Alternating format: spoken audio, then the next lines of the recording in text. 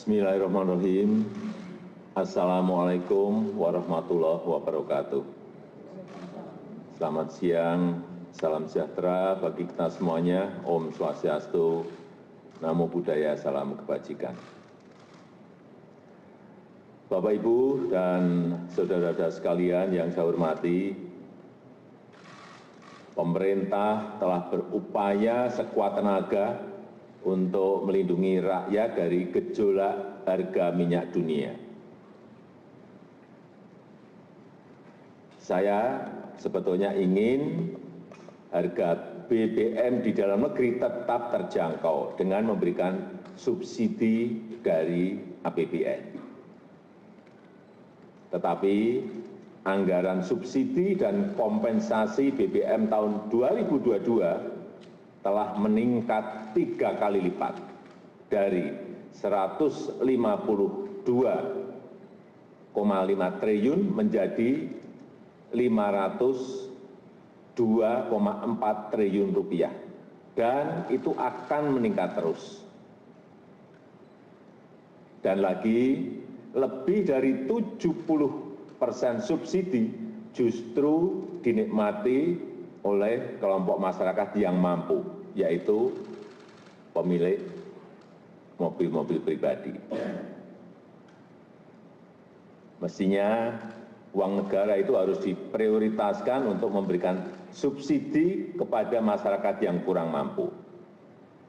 Dan saat ini pemerintah harus membuat keputusan dalam situasi yang sulit. Ini adalah pilihan terakhir pemerintah, yaitu mengalihkan subsidi BBM, sehingga harga beberapa jenis BBM yang selama ini mendapat subsidi akan mengalami penyesuaian. Dan sebagian subsidi BBM akan dialihkan untuk bantuan yang lebih tepat sasaran.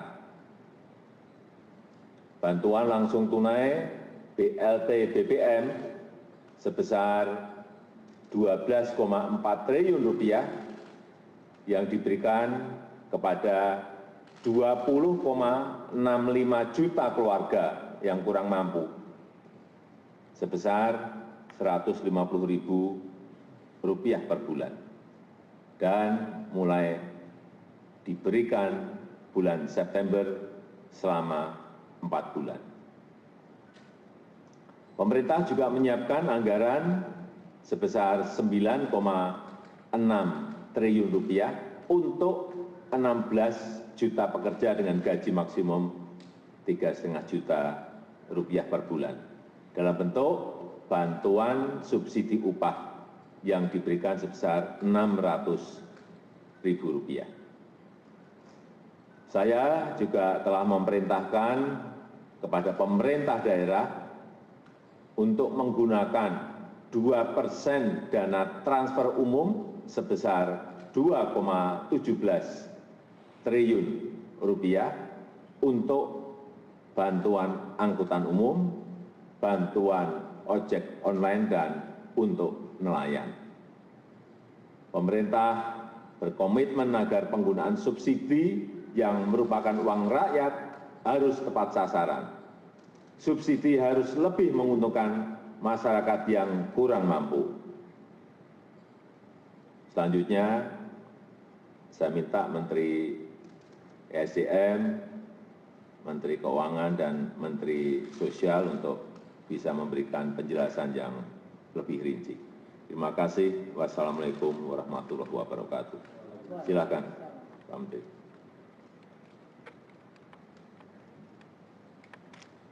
Bismillahirrahmanirrahim. Assalamualaikum warahmatullahi wabarakatuh.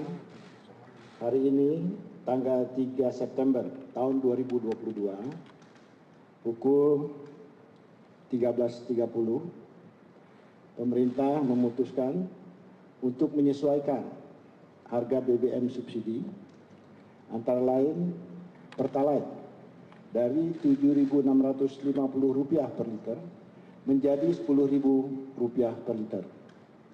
Kemudian solar subsidi dari Rp5.150 per liter menjadi Rp6.800 per liter. Pertamax non-subsidi dari Rp12.500 per liter menjadi Rp14.500 per liter.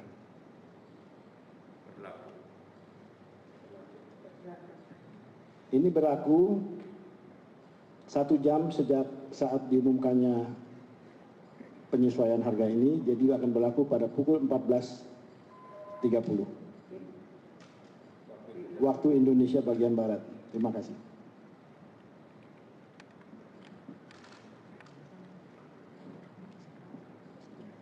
Terima kasih. Bapak Presiden telah menyampaikan kepada masyarakat mengenai kenaikan dari subsidi yang disediakan oleh anggaran pendapatan belanja.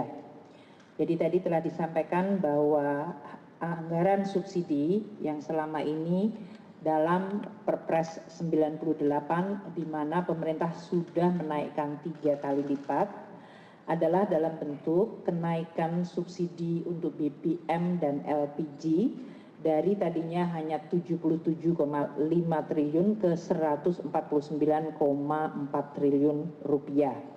Sedangkan untuk listrik dari 56,5 triliun naik ke 59,6 triliun rupiah dan kompensasi untuk BBM dari 18,5 triliun menjadi 252,5 triliun rupiah. Dan kompensasi untuk listrik naik dari 0 menjadi 41 triliun. Sehingga total subsidi dan kompensasi untuk BBM, LPG, listrik itu mencapai 502,4 triliun.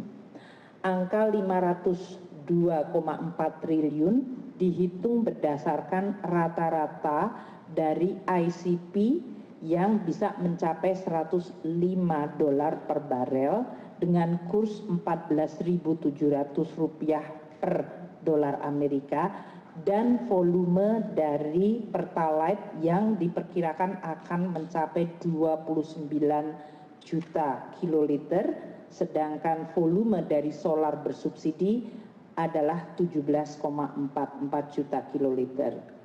Masyarakat saat ini bertanya karena harga minyak dalam sebulan terakhir agak mengalami penurunan.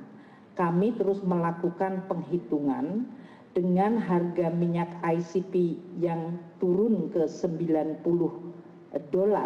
sekalipun, maka subsidi masih akan atau harga rata-rata 1 tahun ICP itu masih di 98,8 atau hampir $99, atau kalaupun harga minyak turun sampai di bawah 90, maka keseluruhan tahun rata-rata subsidi rata-rata ICP Indonesia masih di $97. Nah, dengan perhitungan ini maka angka kenaikan subsidi yang waktu itu sudah disampaikan di media dari 502 triliun tetap akan naik tidak menjadi 698 namun 653 triliun kalau harga ICP adalah rata-rata 99, yaitu tadi turun ke $90 sampai Desember.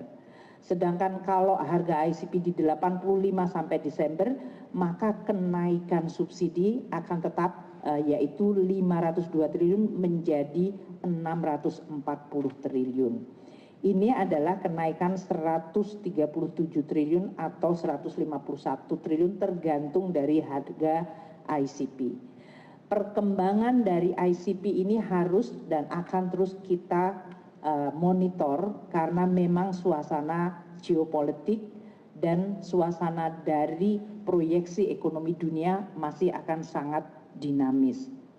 Kami akan terus mengalokasikan subsidi bagi masyarakat tadi antara 591 apabila harga ICP-nya ada di 85 atau 605 triliun apabila harga ICP di 99. Apabila harga ICP di atas 100, maka total subsidi kepada masyarakat dalam bentuk BBM masih akan mencapai 649 triliun. Inilah yang tadi disampaikan oleh Bapak Presiden, maka sebagian dari tadi belanja yang tadinya adalah untuk keseluruhan subsidi adalah digunakan untuk memberikan bantuan sosial kepada masyarakat. Kita juga akan memantau dampak inflasi dan pertumbuhan ekonomi serta kemiskinan dari kenaikan BBM yang diumumkan oleh Bapak Menteri ESDM. Kita perkirakan dengan adanya bansos yang diberikan tambahan 24,17 triliun, maka kita bisa menahan pertambahan jumlah kemiskinan sehingga tetap bisa kita jaga dan bahkan kita upayakan menurun melalui program-program pemerintah lainnya. Demikian Bapak Presiden, terima kasih.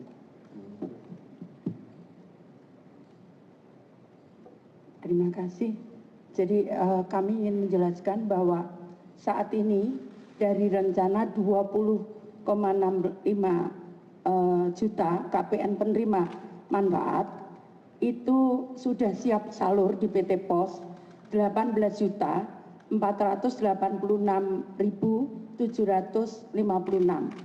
Sisanya sebesar sedang proses cleansing karena seperti kita ketahui misalkan kita ngumumkan hari ini jam ini 1 jam atau berapa menit kemudian ada yang meninggal. Jadi kita perlu cleansing, masih ada 313.244 keluarga penerima manfaat di PT POS yang sedang kita cleansing bersama. Nah, pemberian ini akan kita berikan 150.000 4 kali, namun kita berikan dalam 2 tahap. Jadi per tahapnya Rp300.000. Kita berikan per September ini dan nanti pada awal Desember kita berikan yang kedua. Nah, di dalam perjalanan itu apabila tadi untuk mengantisipasi itu, maka warga bisa mengusulkan, kami punya situs namanya Usul Sanggah. Jadi warga bisa mengusulkan dirinya sendiri ke dalam program Usul Sanggah itu dan kami akan cek di lapangan antara daerah dengan pendamping kami. Kami punya pendamping 70.000 di seluruh Indonesia. Itu yang harus kita klarifikasi. Kadang karena katanya tidak menerima, ternyata setelah kita cek dia sudah menerima lengkap PKH dan BPNT seperti itu. Nah, itu perlu kita klarifikasi data itu. Yang berikutnya kalau mendesak, maka kami punya namanya comment center, bisa ditelepon di 021 171. Maka itu 24 jam 365 hari siap melayani kalau ada keluhan-keluhan tadi. Kemudian untuk mengatasi warga yang tidak mampu mengakses, misalkan dia kondisinya fisiknya sakit atau tempatnya di pegunungan, seperti yang di daerah pegunungan di Papua dan sebagainya, itu kita akan siapkan khusus. Kita sudah sepakat dengan PT POS, kita akan siapkan, kita akan kerjasama dengan suku-suku, kepala suku, adat, kemudian pemerintah daerah dan tokoh-tokoh agama untuk membagi salur sana dengan kami melakukan penerbangan khusus ke sana. Itu sudah kami janjikan. Dan bagi warga yang sakit, yang disable, yang mungkin juga tidak perlu datang ke kantor pos, cukup di rumah, maka PT POS akan mengantar ke rumah. Itu sudah perjanjiannya. Jadi tidak perlu, tinggal nanti mengecek saja, itu gratis dengan telepon ke tadi cek bansos dan usul sanggah dan comment center 021 171 itu gratis, bisa dicek di situ apakah kami kenapa kami belum terima, maka kami akan tindak lanjuti. Jadi yang sakit, sekali lagi yang lansia, yang mungkin jauh tidak bisa mengakses ke PT POS, tidak usah khawatir, kami akan antar ke rumah masing-masing. Seperti itu. Ada pertanyaan? Silakan. Baik, terima kasih Pak Jokowi dan Bapak Ibu. Saya Yasin dari TV One. Pak, yang pertama kira-kira nanti proyeksinya dengan metode seperti ini bisa tepat sasarannya berapa persen? Dari tadi kan tidak tepat sasaran, kita kan 70%. Dengan metode ini harapannya bisa menurunkan supaya bisa tepat sasaran berapa persen. Kemudian selanjutnya setelah ini kan sampai Desember Pak, apakah nanti tahun depan akan ada anggaran baru lagi untuk subsidi atau seperti apa? Terima kasih. Jadi bantuan sosial ini setiap bulan sesuai dengan Undang-Undang Nomor 13 Tahun 2011 itu kami perbaiki setiap bulan. Jadi di undang-undang itu sebetulnya 1 tahun 2 kali. Tapi karena kondisi perubahan di daerah itu cukup pesat, maka kemudian kita melakukan perubahan setiap bulan. Jadi setiap bulan saya membuat SK baru dan itu masukan dari daerah dan usul tangga tadi. Jadi masyarakat bisa mengusulkan sendiri. Nanti kita memang harus kita verifikasi, karena kalau tidak kita verifikasi nanti tidak sesuai juga. Jadi tetap kita verifikasi. Nah itu masukan itu kita perbarui setiap bulan. Itu dari daerah. Karena memang di Undang-Undang Nomor 13 Tahun 2011 itu kewenangan data itu ada di daerah. Gitu. Daerah memang harus mengupdate setiap bulan ada yang meninggal. Kami juga cross-check dengan data kependudukan dan sebagainya. Jadi kalau dengan data kependudukan clear kita juga dapat penilaian dari KPK cukup bagus soal ini. Seperti itu. Tadi pertanyaannya kalau dengan kenaikan apakah perbaikan dari alokasi subsidi BBM akan menjadi lebih baik. Jadi subsidi kalau memang melalui komoditas yang tadi saya sampaikan bahwa dengan adanya kenaikan harga BBM tadi sekitar di $100 atau bahkan kalaupun turun ke $95, maka jumlah subsidi BBM dan listrik masih akan sebesar 647 triliun atau 653 triliun kalau harganya agak menurun sedikit seperti sekarang sampai Desember. Dana subsidi ini memang masih akan dinikmati oleh mereka yang punya mobil. Jadi memang subsidi yang melalui komoditas seperti BBM tidak bisa dihindarkan, pasti dinikmati oleh kelompok yang memiliki kendaraan yang mengkonsumsi subsidi tersebut. Oleh karena itu memang untuk menciptakan keadilan yang lebih baik kita memberikan kepada kelompok 40% terbawah. Tadi yang oleh Bu Risma 20,67 juta itu adalah 30% masyarakat termiskin. Kemudian yang dari Ibu Menaker untuk 16 juta itu kira-kira bisa mengcover hampir mendekati 50% masyarakat yang dalam posisi ekonomi terbawah. Itulah yang disebutkan 24,17 juta adalah untuk mereka. Pertanyaan kedua untuk tahun depan di dalam Undang-Undang APBN dan sekarang masih dibahas dengan DPR, kita mengajukan subsidi BBM sebesar 336 triliun. Dan kalau ini pun dengan tadi kenaikan yang diumumkan oleh Menteri ESDM, kita kemungkinan masih akan ada tambahan 100 triliun lagi adanya kurang bayar tahun ini yang masuk ke 2023. Jadi ini nanti yang akan dibahas oleh kami dengan DPR untuk Undang-Undang APBN 2023 yang akan selesai akhir September pembahasannya. Namun Presiden Jokowi telah menyampaikan di dalam nota keuangan RUU APBN tahun 2023 itu sudah dicadangkan 336 triliun rupiah untuk subsidi BBM. Masih ada? Saya nanya dari CNN, Pak. Saya ingin bertanya, apakah dengan adanya kenaikan harga BBM bersubsidi ini dan juga tren harga minyak bumi yang menurun, minyak dunia yang menurun, apakah ada pembatasan kendaraan bersubsidi pada harganya setelah kebijakan ini diberlakukan? Terima kasih.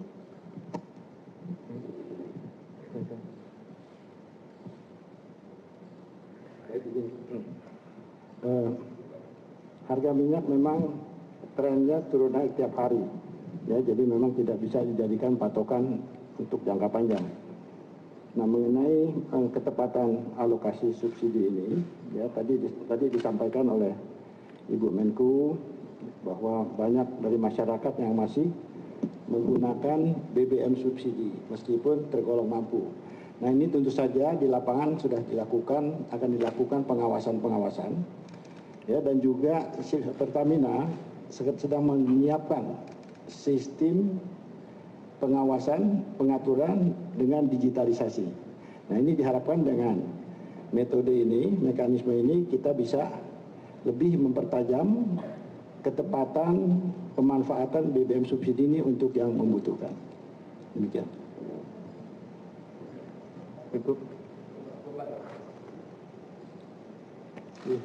Saya kira tadi sudah jelas semuanya disampaikan oleh para menteri, dan saya tutup. Assalamualaikum warahmatullahi wabarakatuh.